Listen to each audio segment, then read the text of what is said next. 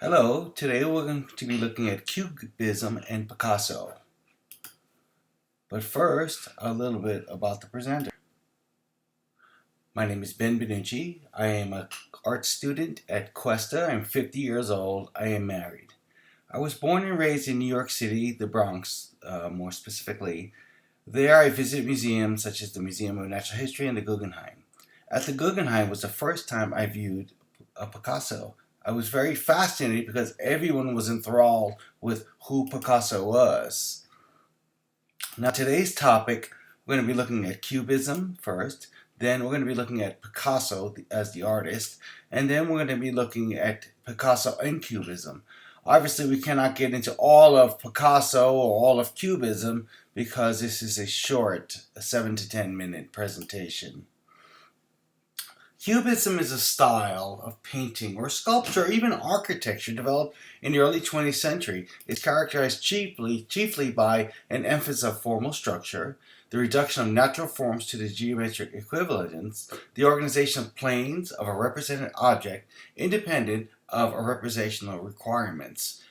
Basically speaking, it takes a normal form and it changes it to an artist's perspective, mostly using geometric features. Cubism was a revolutionary style of modern art. It was developed by Pablo Picasso and Georges Braques. It is evolved beginning in the early 20th century. We'll be talking about Picasso in a few minutes. A little bit more about Cubism. Cubism was in response to a world that was changing with unprecedented speed. In the early 20th century, everything was changing. The revolution of industry was there. Everything was happening. The era of mechanism was coming. Cubism was an attempt to revitalize the tired traditions of the old Western art. It was something new. Cubists challenged conventional forms of traditional representation. The aim of the Cubist artist was to develop a new way of seeing the modern age. Cubism is the first abstract style of modern art. Picasso and Braque developed their ideas on Cubism around 1907 in Paris. Some of it was based on Cézanne's three main ingredients: geometricity, simultaneity, and passage. Cubism attempted to describe in visual terms a concept of a fourth dimension. And when we look at examples, you'll see them. Their starting point was a common interest in the later paintings of Paul Cézanne, as we discussed. Cubism is more of a type of realism. It's seen as a conceptual approach to realism in art. It aims to depict the world as it is and not as it seems.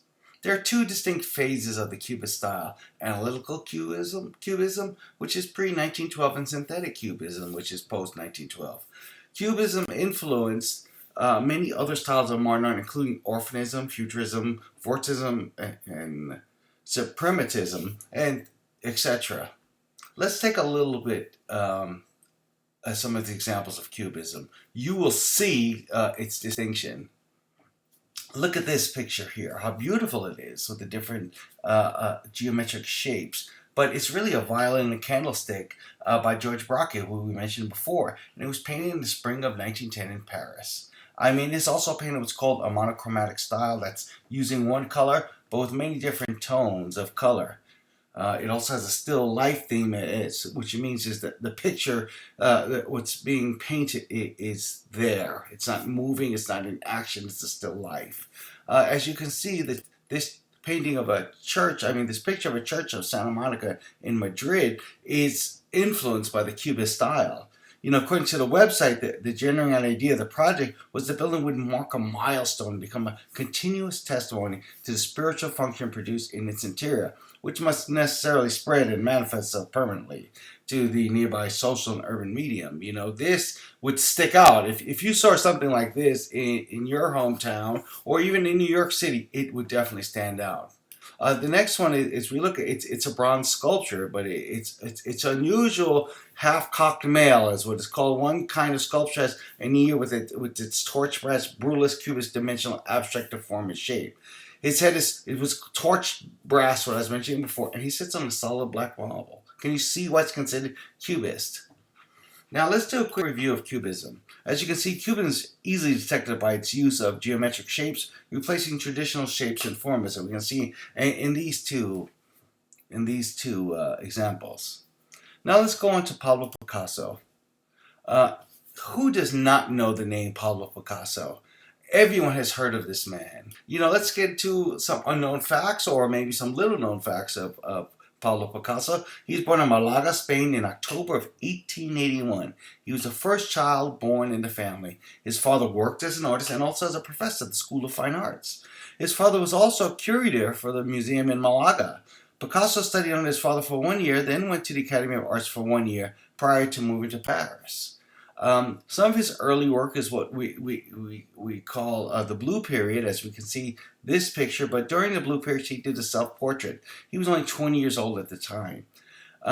Although he looks older in the photo, because you see his face is very drawn and gaunt from the Parisian winters, the hardship of them. But many famous artists, such as Van Gogh and El Greco, did self-portraits. Picasso chose to do it during his Blue Period. Also during Picasso's Blue Period is the Blue Nude, and it's one of his masterpieces in his early years, painted in 1902. One of his close friends died, and he mourned this for a long time. This was during his Blue Period. As you can see, the Blue Nude is turning around mourning, crying. Now, from his Blue Period, and not necessarily right after, was Picasso's Rose Period. This painting, The Boy with the Pipe, was painted in 1905, a few years after. He was 24 years old. So there's many things that were done. Picasso created lots of artwork, as we will talk about, but this was during his Rose Period. The painting depicts a Parisian boy holding a pipe in his left hand and wearing a garland of wreath of flowers. Now, also, there was another period of Picasso, and he had many. He had his neoclassical period. And here he did a picture of maternity, and that's the name of it. And it's an example of his neoclassical period. He used mythological images during this period, such as centaurs, minotaurs, nymphs, and fauns. And he created about a dozen pictures inspired by motherhood, and this maternity is one of them. Now let's give a quick overview of Picasso. We cannot talk all about Picasso. It would be impossible to do that. But he is recognized as one of the world's most prolific painters. His career spanned over 78 years. In that time, he's done 13,500 paintings, 100,000 prints, and 34,000 illustrations, 300 sculptures, and these are just rounded numbers. Some of his pieces have a price tag of over $100 million. One was sold for $104 million in 2004. Now let's take a look at Picasso and Cubism, as he was one of the main influences of this artistic style. His Cubist period is considered from 1909 to 1912. This painting is called The Accordionist, and it was painted in 1911. Sometimes it's difficult to see, but it depicts a man playing an accordion. He painted this in what we call analytical cubism, which is divided in three-dimensional forms into a two-dimensional plane. Another painting of his, which I cannot really pronounce the name because I don't speak French, is done in 1907. And this is one of his most famous examples of cubism. Well, he took the normal human form and he uses geometric shapes to phase in. He abandoned all known forms of representation traditional art. He used the distortion of the human body in geometric forms in a different and innovative way. In 1910, he spent a summer with a friend in vacation. This is where the woman with a mandolin, and that's what this picture is, was done. The picture is the character fragmentation of form is almost unrecognizable. If you look close, the mandolin is pretty easy to see. The woman is a little bit more difficult. This next one, the three musicians, seems a little bit more lighter and comical. It was done in the summer of 1921. But this is what's called his mark to the return of the high synthetic Cubism.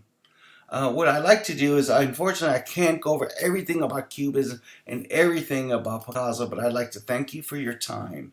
The next slide goes over what my works cited are. Thank you very much. It was exciting to do this.